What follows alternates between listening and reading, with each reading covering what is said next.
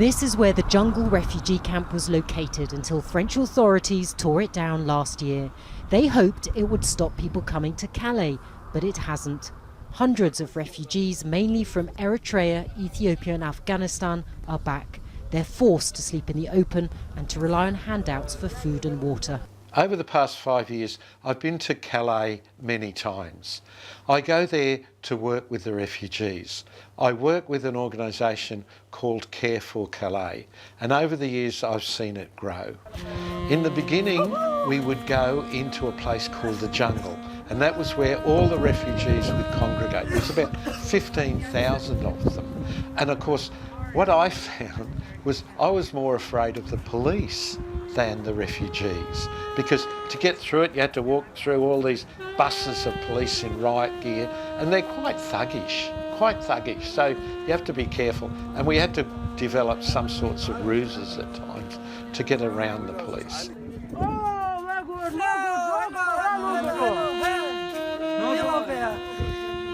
But then, of course, the authorities decided they'd disband the jungle. 15,000 people turfed out. Bang.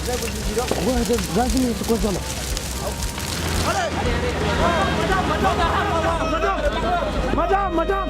This is my house. Now you see this life. 2 years, I living in jungle.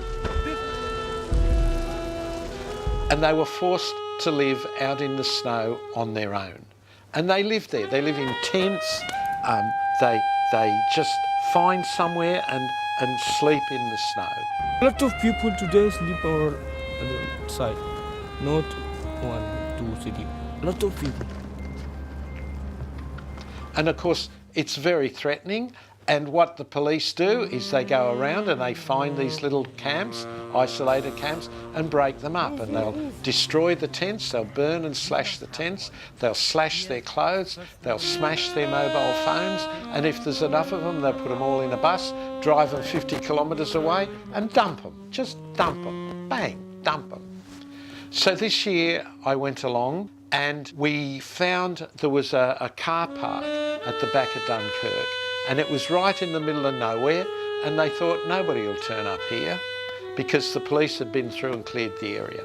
Within minutes, hundreds of refugees appeared out of nowhere. And these people had been sleeping in the snow and God knows what else with whatever clothes they had. Because our vans get rushed, we have to have a system so that people can come in one at a time and get their goods and clothes and food and all of that.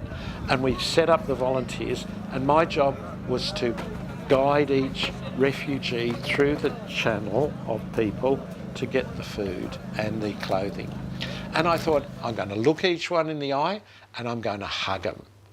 And so as each refugee came, and there was a queue of them extending right into the back of beyond, hundreds of them, mainly young men, mainly Iraqi, mainly Kurdish.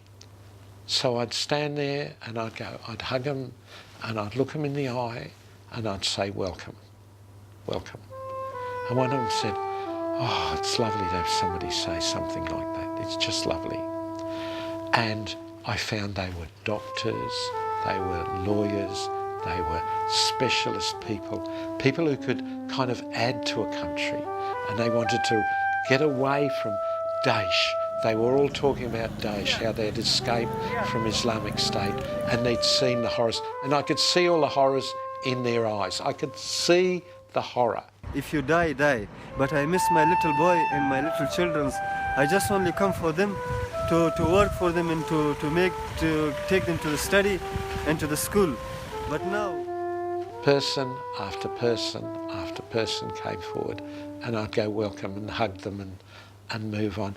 And like when you look someone in the eyes, we just become people. We just become, there's a commonality of humanness in all of this. We just become people. And all of that stuff floats away and melts away. And I could see really clearly how easy it is to talk about refugees, and there's too many of them, and we've got to do this and we've got to do that. All the numbers men, you know, the people who just rely on numbers. But when you look people in the eyes and you see their humanity and you catch our common humanity, and then you realise these poor buggers are heading back into the snow and God knows what else, and when they freeze to death or all of that, whatever happens, you just don't know. It's a very sobering experience. So I've come back to Australia, the lovely Australia, which I love, which is really a special place, with the haunting pictures of these people trying to escape Daesh, running for freedom, only to find the very freedom locks the gates so they can't get in.